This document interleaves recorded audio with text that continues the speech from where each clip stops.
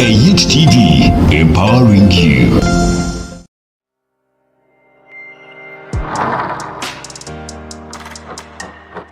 Bananga bami n'abacara naze kubanyonyora nti bwoba ngo olina omukono gagga olina urumbe olina buli kalonde yona ngo yagala bagutere ku Zoom, YouTube wamu no ku Facebook njagala kugamba nti Hit TV bebasobola okubera ku buteezi n'olwekyo mukwano gyaffe tusubwa yangwa mangu.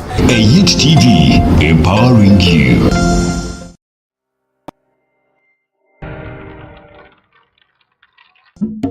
We are now back to multi-party. And now, yeah, yes, we are now. No, multi-party was later. Oh.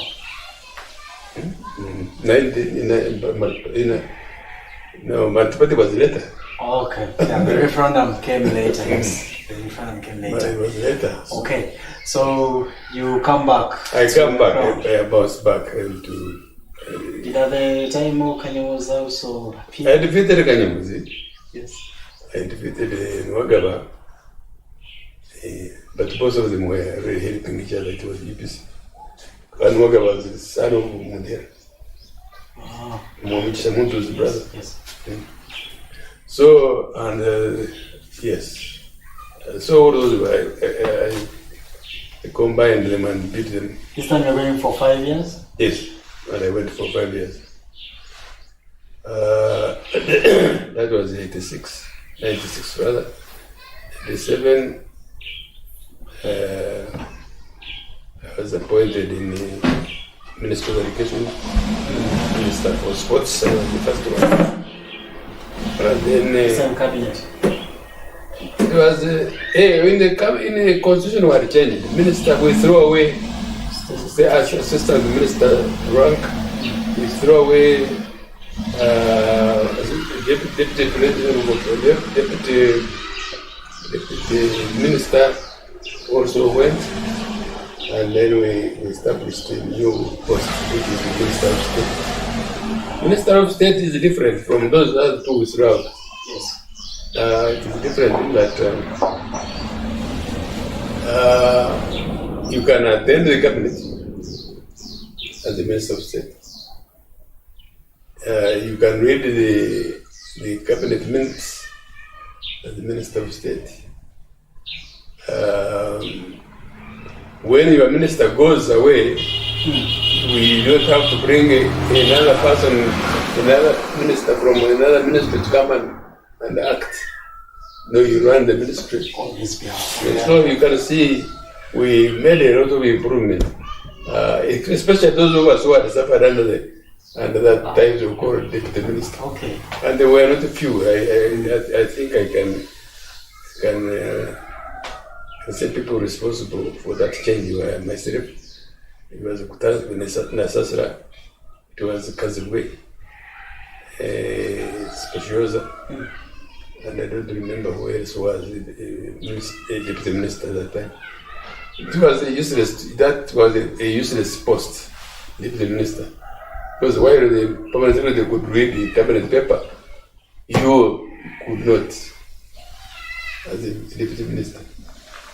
So it was useless. So we threw it away and we started this new position called Minister of State, which is good because you attend cabinet you with your boss, with your senior minister, you can attend the cabinet together. You can read minutes, the cabinet minutes. You can so it's a better position, and you don't have to. Nobody has to come and act in your ministry when you are there. So you become one. You are actually full ministry. You know about that.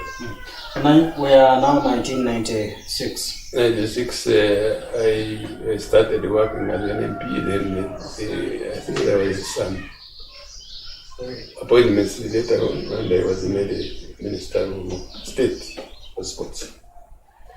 In 1998, I was reshuffled there was a mini reshuffle, and I became Minister of State. No, Foreign Minister by this time. Foreign Minister for Monitoring. Minister of State. Minister for Monitoring. 98, 99, 2000, 2001, we go for elections. And I lost the elections because there was some kind of maneuver by some Kazini, Mugisha Muntu, and Kazini, Yes. You remember Kazini? Yes, He was supporting his brother-in-law, this Ambassadorial Muntu. So they beat people here left and right, and I lost. Then I was appointed permanent representative, ambassador, permanent representative to Geneva. You're watching a Youth TV, empowering you. Yes, thank you very much, you who is still watching. We did that pause on purpose because that's why I started referring to this gentleman as Your Excellency. When he talks about Geneva, then he's now coming to that title. But before we go to Geneva, let's come back to the ministerial service you actually offered. I understand people say political analysts and those who really used to watch you people serve will always tell us ministers of 1886, from the time the NRM took power to around 2001, which is the period we had actually reached. Some analysts really believe there is a huge difference, and they attribute honesty, success, and that kind of patriotism to you people, which is not the same picture that they actually tend to shape with, especially those that came in 2000 after 2006. But let's get back to you on that. Okay, first of all, I don't know how I was appointed a minister, but one day, Chankwan was there. Yes. Long after the government had taken over, the Museveni government had taken over, I was invited to the Ministry of Cooperatives. Something very unexpected, because I was satisfied and happy the way I was in the political sphere. So you mean these things they read ministers, it is true your name comes and you didn't know anything about it? Yeah. So I was in Chankwanzi, yes, happily teaching. Then one day I was told, please come to Kampala, because there is a trip to Dar es Salaam. You and Katenta are supposed to attend the conference there. So I went to Kampala, and in that evening, I was resting. I had about 4 names mentioned. Sulaiman Chigun, Bank of Uganda. In fact, the announcer was a Teso, and it's Tesot. He announced Chigun, Sulaiman as bank governor. He announced Kazigwe, announced Nasasra, and he announced myself as because he was vice president. As a minister, as a deputy minister. Oh, okay. So that's how I entered the ministerial position, and all along, from there on, our push was to mobilize even more, so that we can end up doing better than any government in Uganda had ever performed. So the question of money, we didn't know, we were coming from no salary now to a little salary. And I can tell you that up to 2001, from 87, yes, I had never earned more than $3 million shillings. nothing. It was 3 million and below. That was little money. Oh, that is, I mean, we all dream to be ministers. Yes, but that was the money, the maximum money I ever got when I was in those positions of minister. So, it was after 2001, that we see people blooming into big monies. And Parliament 7, Parliament 8, Parliament 9 was nothing but increasing their remunerations. So, I don't think the mentality, I don't think the attitude, I don't think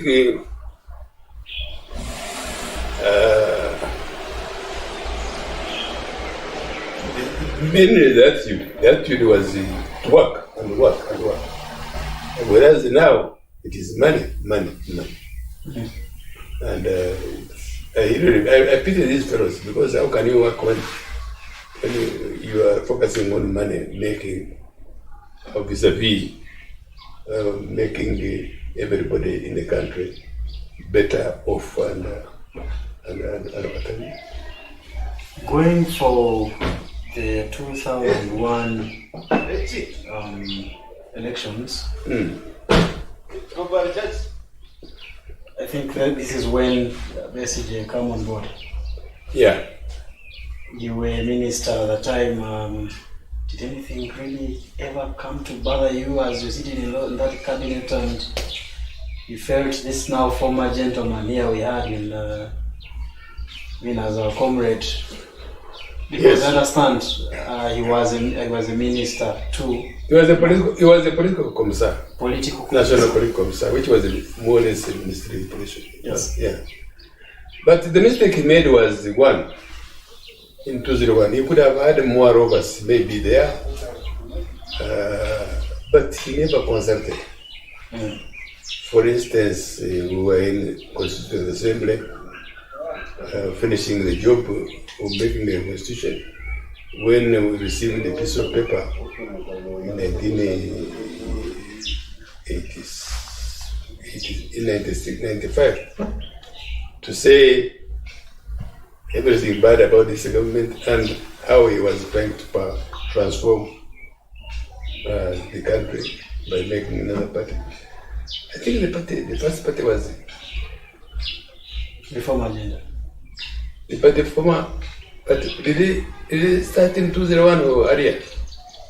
Because I remember we got a piece of paper in the Constitutional Assembly announcing the reform. Maybe all that time he was canvassing the ground. Oh. Though appearing on the ballot was... in 2001. Yes. Yes. Because that was in 96, 95 rather, at the end of the constitutional making exercise, we saw something, reform agenda, written in a book, sort of pamphlet. And but was that like a counter kind of constitution, or it had? It was an announcement and also a critique of this government of NRM. And that critique was circulated, we read it, and we dismissed it, some of us, until 2001 when the man put his name on the register of those who are intending to be presidents of this country. So at the time, ministers were not involved in counter kind of, today, I mean, being a minister, you actually must be pro-government anyway. And I understand, there are special missions. We've seen ministers openly on TV, go for different candidates. I want to believe perhaps this was the biggest challenge Seven was about to meet in on the ballots. You people are not involved in anything? No, we were not involved, except, of course, when it came to campaigning. Yes. For our positions, for our position as MPs, and for instance, in my position as an MP Kajara, I was campaigning for NRM. Yes. And I was campaigning reform agenda. Yes. And some of our colleagues, there was in Nanas and Kategayas and what have you, I'm sure they were campaigning for reform agenda. Yeah. But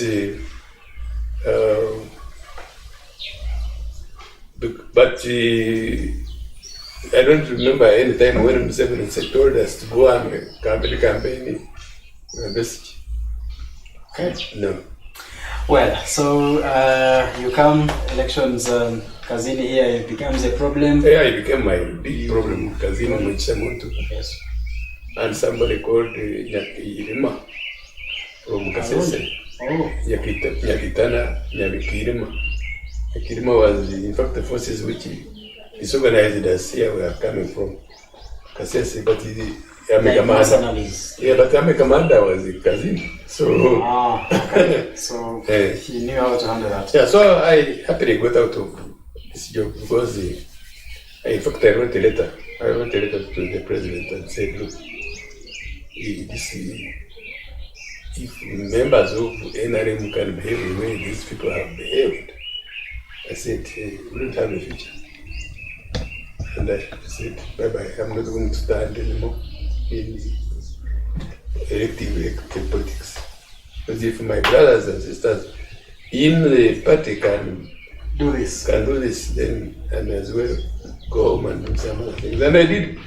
I came, and those ponds you saw. Yes.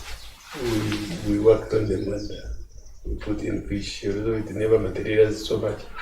We put it. That school started as a some buildings were there, but we uprooted them. They were fish, piggeries. Wow. Let's first roll back to the role of ambassador now.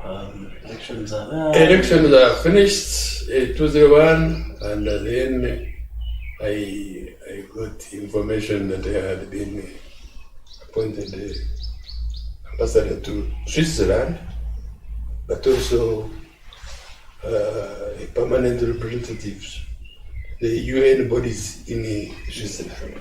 And there are many human rights, UNCTAD, Red Cross, everything. They're about it. So I went there and served for about 3 years. Then I was transferred to South Africa. South Africa at that time, Besigye was there. So essentially, I was sent to South Africa to fight Besigye. The man was hiding, I guess. Yeah, to undermine him there, and I did undermine him. So until I got sick, I got sick in 2012, and after that, after semi-recovery, I came back in 2013, and I haven't gone anywhere else. Let's first go into the life of an ambassador. What happens in there? In Switzerland, it is work. You can't. I don't think anybody works like one who is in Switzerland. Because in some of those organizations, you would work until, especially WTO, you work like a horse. Sometimes throughout the night, sometimes towards midnight, sometimes.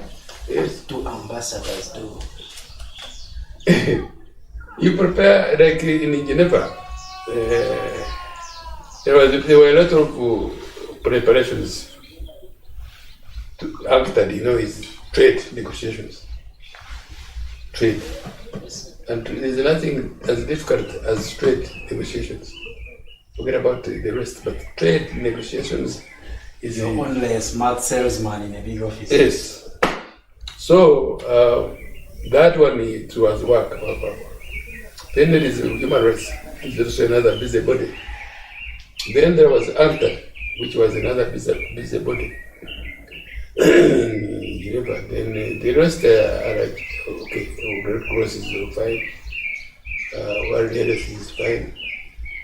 Then once in a while. But don't forget also that you are an ambassador to Switzerland, which is somewhere in not in Geneva, but in what is this place now? I forget. Bern is where, as the ambassador, you are representing the country in Bern, but as a multinational body representative, rather, I mean, UN bodies, you are sitting in Geneva. So I was sitting in Geneva, but once in a while I would go to Bern. Ambassadors, what do they do? What do you do? You are actually representing the country in that country, in that other country. And you are whatever happens here, yes, you have to inform the other government. And by the way, in South Africa, I was not representing only South Africa. I was not in South Africa alone. I was in South Africa, I was in Botswana, I was in Lesotho, Namibia, and Swaziland. So those were 5 countries. So you keep coordinating, keep crisscrossing, and all that. So 2013 you choose? 2013 I chose to come here. I said Kampala, forget. I will go to Kampala for medication, but I want to live in the village. So even, if you received an appointment for any kind of call, you... Not with the stroke. Stroke is a very dangerous disease. In fact, I'm lucky to be alive and talking to you. Because the stroke, it is debilitating. It is debilitating because taking a walk like from here to the shops there and coming back here, it's like you have done a 20-mile, a 10-mile run. You're completely finished. Okay, so as you rise through all these positions and serve, do you have regrets? No regrets, but maybe disappointments.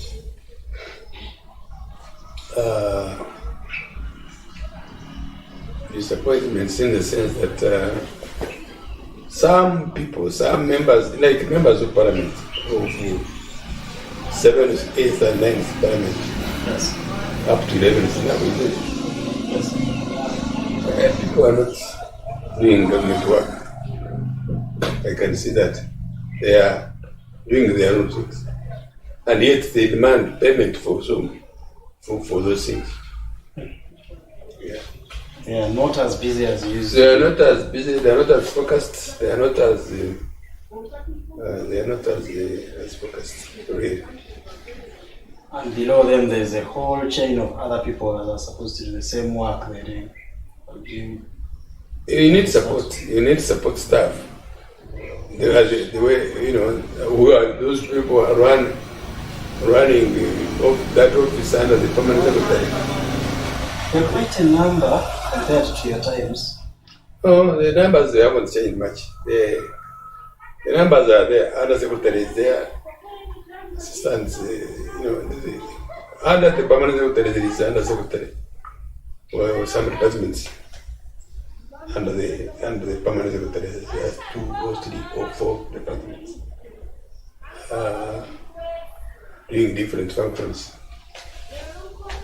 You need those because otherwise you can't run ministry. If anyone told you to compare your times and these, what has changed in governance?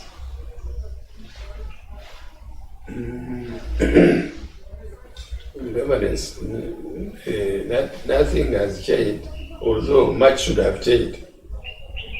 Much should have changed in terms of, but the president has been focused all around. And for instance, in 1986, 87, when I went into government, I found him talking about roads. I found him talking about water for animals and for people.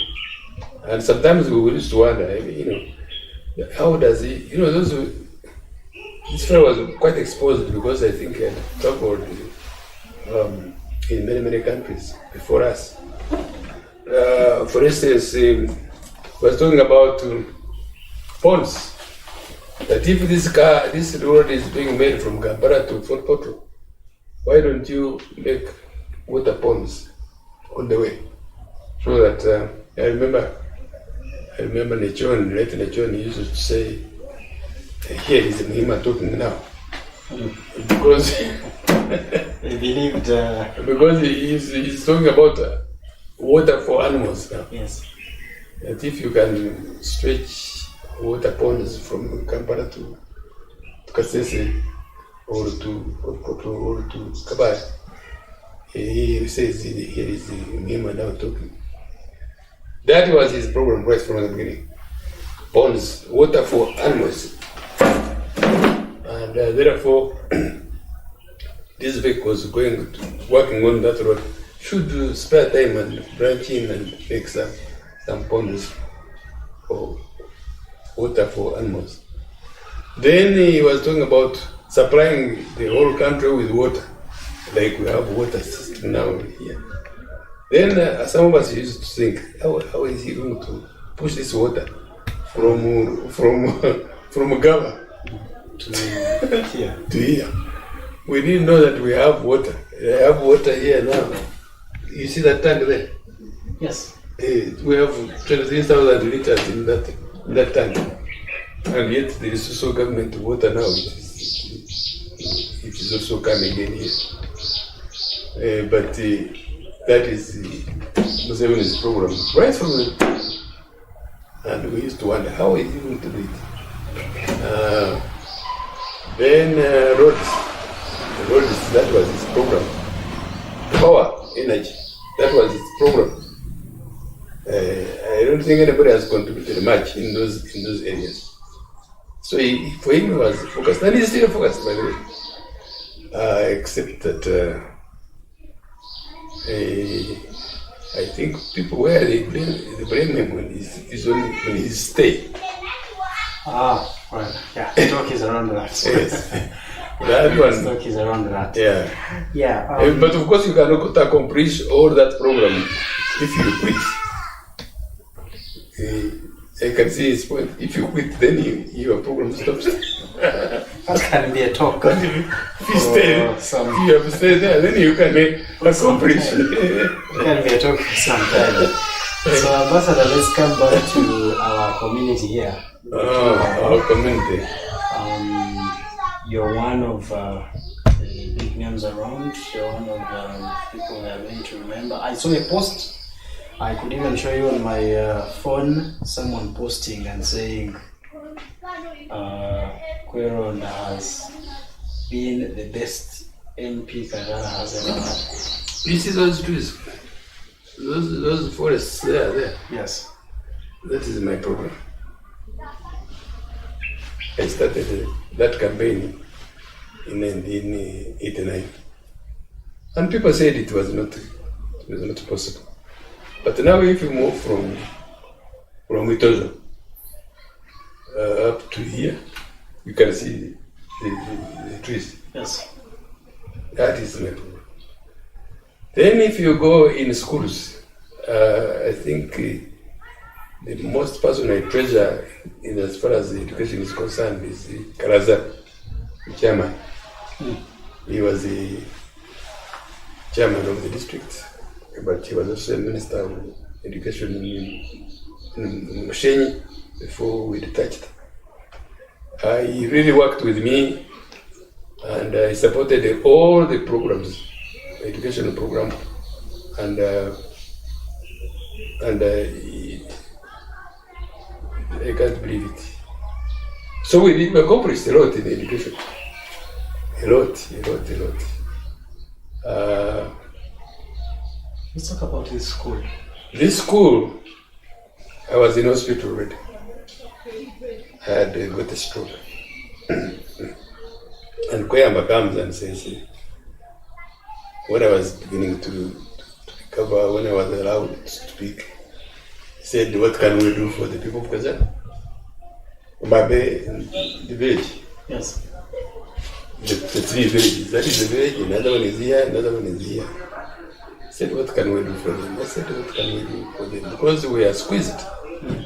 If we had land, we would have given them goats or cows or encourage them to grow coffee or forest.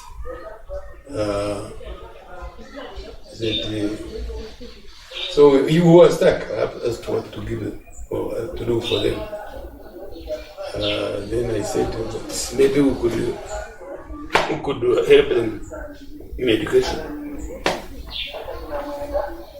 And he said, but why don't we build a school in Kampala? I said, you can't build a school in Kampala and then expect these people to do what? To benefit. And I remember the days, my days of going to Geneva to work for almost 2 months because of Sopini shillings, which was the bus fare up here. So eventually I was able to miss school. You're watching a Youth TV, empowering you. But of course, peasants are peasants. You can try to make them better, but they don't care. There is apathy. Our people are pathetic. Even this, we have had many programs, Bagagaware, what have you had, from 87 up to now, we have had about 4 or 5 organizations all paying. So I don't know even this one village program. I don't know. Parish model. The parish model. I don't know how we will manage it. Because of the apathy of the peasants, they don't care. They are happy with their poverty. they are well, quite comfortable maybe. But let's go back to midstream. Midstream. So I was saying that later on we identified education as the key to maybe to the community development, and we started in. He left me in South Africa. Koyamba left me in South Africa in 2012 December, and he came and started construction. And first time of 2013, it was working, and I think, but the wars were there. But when he moved to Mbarara, we sat down and said, look, you are going to retire on nothing. You must do something to retire on, so that you don't focus on school all the time. Go and fight teachers and the headmaster and what have you, and then but have something to do. And I can see we are getting there. So the school has done very well as far as I'm concerned, and it is continuing to do well, because last year we got 1 to 8, 9, 10, 11, 12 and 13. Those were aggregates.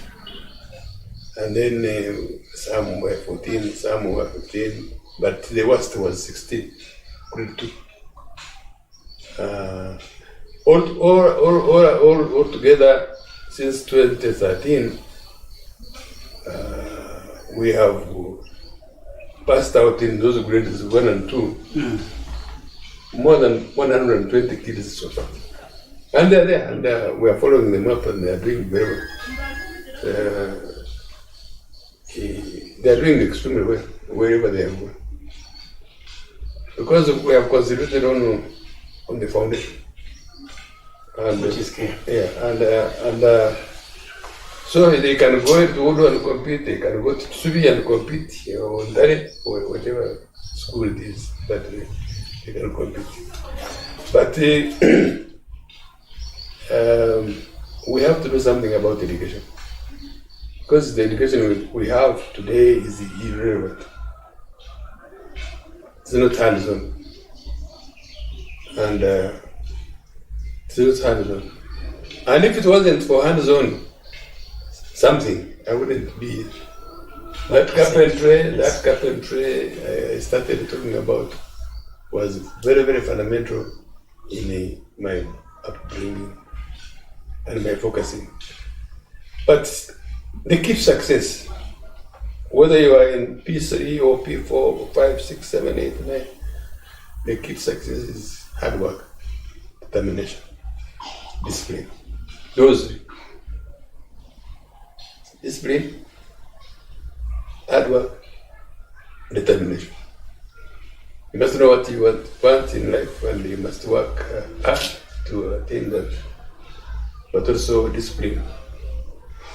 Within that discipline, the atmosphere. We have so many corporates this time working in different offices, white collar kind of setup. Not all really are privileged to be earning that money. One would actually say that this is a lot. As someone who you are obviously in retirement, you live at home. Is there a lesson that you need to put out to this hardworking gentleman in that office? Or is it lower offices or upper offices? Wherever you are, whether it is lower office or upper offices, the formula is the same. It is discipline. It is the determination. It is hard work. But some people behave as if the world is coming to an end tomorrow. You find them chasing money, and yet I'm here 10 years sick, and I can branch 10 meters from here, and I pick dodo, I pick cabbage, I pick all types of vegetables around here. Yes. Including chicken when I want it, I can pick it. I can pick a goat if I want a goat, it is here. And I can eat a cow if I want a cow, it is also there. So, and I'm here. And I'm here, and these things are also here. We are coexisting with all those foods. In fact, at one time I said, this world where I have been traveling to, if a plane had fallen from the sky and landed badly and I broke my neck, what would I have been chasing? Because everything is here. Everything is behind here, from the garden to the saucepan. So there is no need for overstretching your hand, touch resources which are not yours. And yet I can see it happening here. I'm working to get these resources. Ambassador, I am working to find myself with a cow at one point, a goat here and there. Work hard. And focus. And get this. And focus. Yes. And focus. And be displayed. If you want a cow, really save for it. Save for that cow and bring it home. And you will see what will happen. You bring your 10, 15, 20 chickens and bring them here. Chicks and they will grow. If you have a wife, yeah, sure. Don't allow your wife to sit down and clean the what? Utensils. Yeah, you go and buy a 10, 15, but go to Agaware and get some 150 chickens and build a shed for them and give them traps. Yes. Manage that. Yeah? I tell her to manage To manage that. That is your portfolio. Don't ask me for what they call it. This is a kameza. Yes. Kameza. No. Sure. Let her work. She didn't come to clean the, Okay, once if you have a function somewhere and you have to go, okay, send her to a pedicure or to a salon. Otherwise, let her work.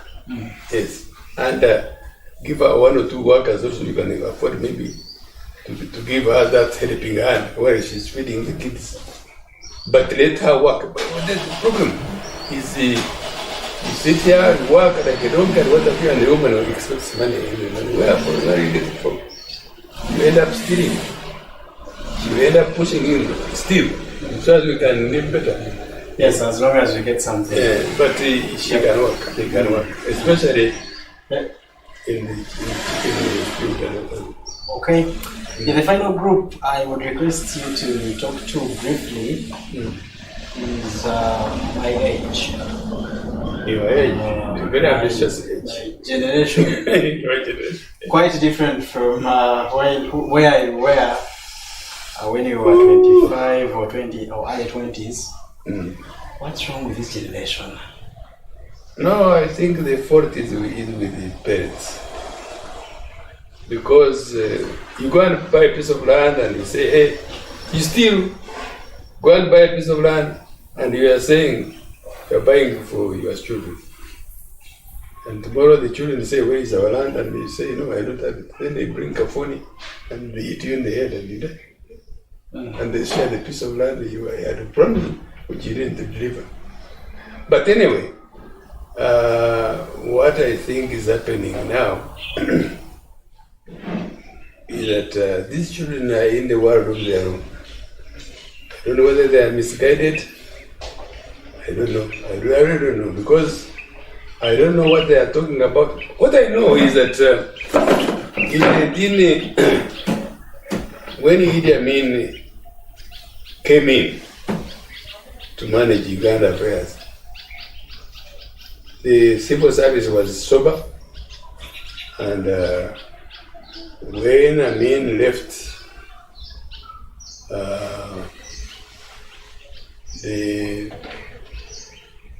the children discovered that actually their fathers had been working voluntarily. First of all, the colonial government had given them a house. If you are an officer of government, a house fully furnished, kitchen. Even in the kitchen there was the cooker and the fridge. And now time has come for you to go. Either your Amin has dismissed you, or Robote has dismissed you, and you find you have nowhere to go. And the children are watching and looking. And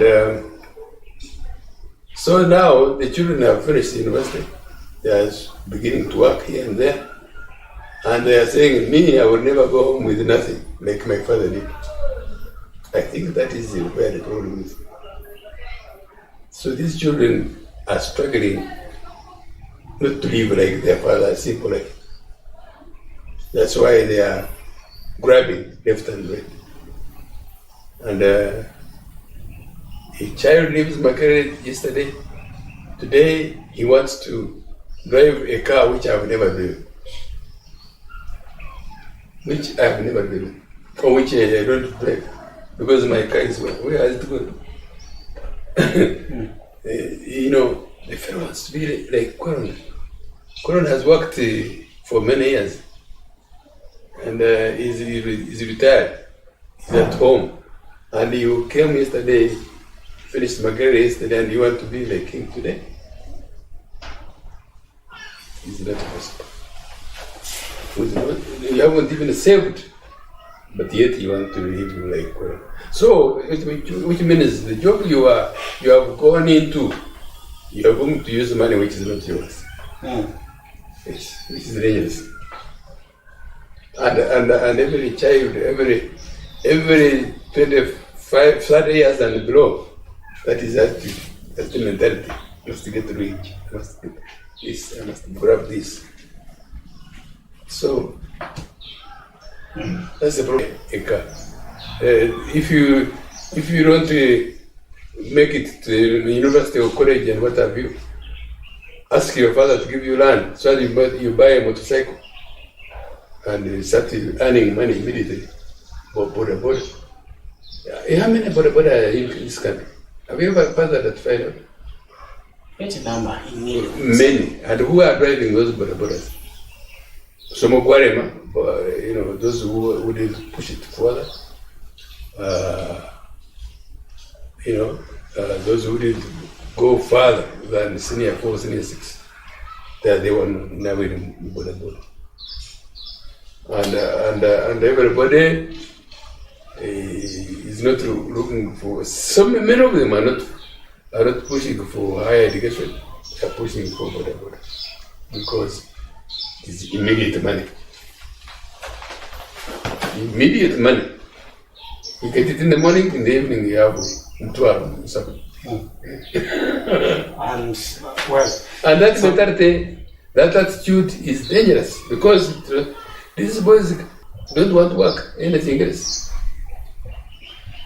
Maybe, Ambassador, would, as we close this, you could share with us what you did actually to ensure that your retirement is as comfortable as it can ever get to be. Okay, I had started with maybe 1972. That's when I got this land. At least I was going beyond that land of 1972. The whole of this school land and something beyond that. My father came and found me in Kampala. He said, "You have 9,000 shillings." I said, 9,000 for what? He said, "This man was staying here. He's moving to Uganda." I had 8,000, not yet 9,000. But my target was to drive a Datsun 1600 and then conquer every girl in Kampala. I missed that side of you, but that's okay. And so my father deprived me of that land and came and paid this fellow. And from there, I bought another piece of land down there, then I bought another one there, And it is money which I have not recouped, But I had pieces of land in Kampala also, which I saved and bought. Those were pieces which can help me. So the key was saving, investment, saving and through right channels. Yes. Okay. Yes. Very well understood. Yeah. But as we end this, usually we want to look at your social side of, back in the days, did you really enjoy anything like social when it comes to entertainment, football? Yes, I was. I understand at one point you were singing. I was mainly, my craze was in football. Yes. And then my teachers were ruggers at college school, Makerere. They introduced me to Kajara Club and Kampala Rugby Club in 1974. So I'm a member of Kajara Club since 1974, and I'm still a member of Rugby Club up to now. That was energetic. Yes. That was energetic. Yeah. When it comes to music? Music listener only. I'm a very poor dancer. And while my colleagues used to go to New Life and to Susanna and New Life, Susanna and what have you. One was in White Nile in Katwe. Me, I was hiding somewhere in Mengo, in Namirembe compound there. Saturday I would go there and sit down and make my summary of notes. Yes. Saturday and Sunday. Yes. I would hide into those trees and summarize my notes. So in your lifetime, dancing, no, zero. let's leave dancing. But in your lifetime, really, one has this song, and whenever it is played, you're like, oh my, okay, that was my time. Not necessarily really used to dance to it, but because perhaps it comes with memories, or you liked it, you loved it. Everyone. No. There are many, and not one in particular. Very many. I used like Congolese. I used like but also I was introduced to classical music. Mozart, Beethoven. I found those fellows were very good. Mozart and Beethoven in classical music, on the classical side. Then Kiswahili was your common, songs. But then I've never learned how to sing up to now. They cut this out. They can't even play. They can't. These mushrooming Uganda singers. Yes. It's because they have bought a piano where the music is already. Isn't it? Oh. And the original take them to take them to. Okay, that's understood. Tell them to Congolese. Congolese were very good. Okay. We could hit a bit about family. Family, I have a tribe. You have a tribe. I have 4 children. I believe they are all successful. One is running a church, I'm told, in Kamuri. My pastor is the pastor. Another one is running, is sales manager for Hima Cement. And he's stationed at Ramave. Another one is a girl who is married. She has got 4 children. And he and her husband chose to share responsibilities. She look after the children and grow them very nicely, and the man to work. And the man is you haven't been to Kampala, but they are building a hospital. They are a case clinic. Yes. And then they are building another one just near before you branch in on the Tebe Road, before you branch in this place called, what is the estate there? Well, I honestly can't tell. That we know case at least. Okay, well, after Zana. Yes. Before you reach roofings, on the left there is a building hospital. Then, so I've got grandchildren who are in secondary schools now. Yeah. So there is a girl who is the last born is 40. What now? Do you have any notes for parenting? I have a book. A whole book. Then this girl who 41, she's in Melbourne. I sent her to Malaysia. She reached Malaysia and did very well in the University of Sanban. So in Melbourne, took her in for a master's, and she did it and finished it and got to work, and she doesn't want to come back. Yes, the last born. Okay. 4. That's a big tribe. Well understood. Wow. What else could we get from Ambassador? I think every other, I think what we didn't talk about was there is this kind of image we have for politicians and statesmen. There's this kind of life we believe they belong to. I don't know if you're going to understand me very well, But the politician I know yes. is maybe myself, who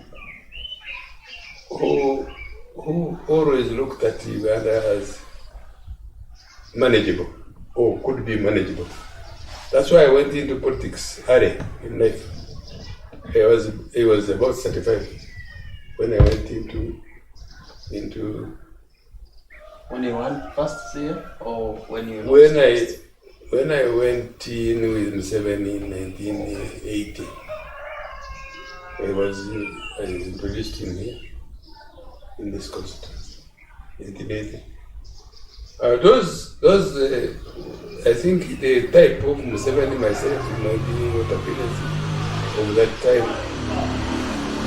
We thought we could change this country. We thought, and we went in. I don't know who went in with resources. Utafiri was, Utafiri is Ruhina. Comes from Ruhina. Yes. At one time his wife was sick and she was in where? During election time. He didn't have a bicycle, Utafiri, not even a bicycle. In 1980. I had a car, a new car actually, less than 160. But Utafiri had nothing. So I would drive from here to Utafiri's place.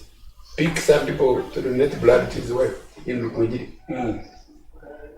They donate blood, I take them back and they come back. And then the following day we campaign here and Ram. And Ruhina.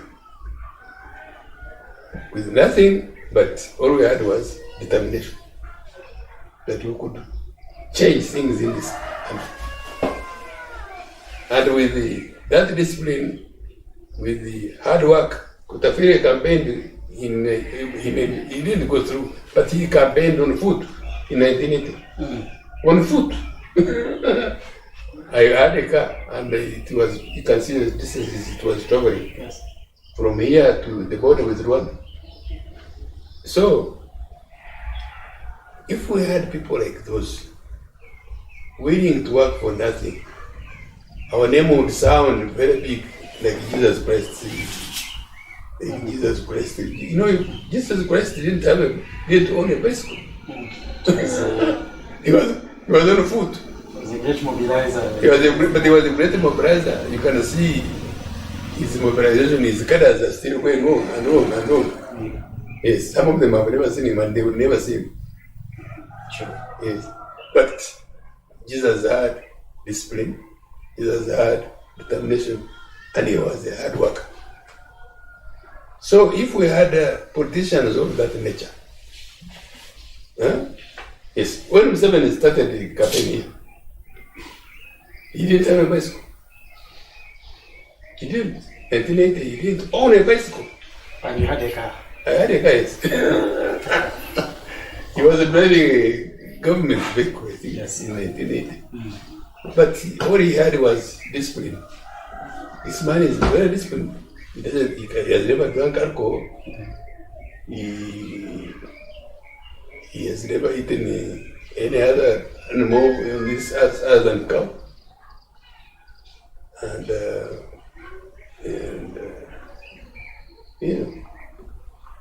all this discipline. So if that is what is lacking, we are lacking discipline. We don't want to work hard, yet we want to eat big, and we don't have the zeal to accomplish something. You say Uganda you envisioned and you've not seen it yet. That's why we haven't changed Uganda. This Uganda hasn't changed much, except maybe the army is now disciplined, and we have we built new roads. We have built power stations, and but where it comes changing the mindset of our people, we are still failing because it cannot be one man's job. It cannot be Museveni's job alone. His ministers should be doing something. And it shouldn't be pushed, they shouldn't be pushed, they should push themselves and see, this is what I need to do for my people. Because these people, I was talking with you about those forests. I said, the swamps are going. When the swamps are going, where will you get firewood? And they came to the point and you can see the hills are all covered in this place. Including mine, which is miles away. Come on, show it. Okay. Yeah? Yes, indeed. What you see on your screen is actually the forest he's talking about, and in the neighborhood is actually what you can be seeing. So many families consider that as a very, very big achievement for the gentleman that was a member of parliament of this area. Now, when we go to green enterprising, when you go to those activists of making sure that the world actually is saved, this is a lifetime achievement of honorable ambassador, minister, and whatever you can actually transition or call him, whatever title you may actually want to accord to this gentleman. It's been a beautiful one. Thank you very much, Faces of Uganda, and this is how we actually do it every Wednesday, 5 p.m. Please don't go away.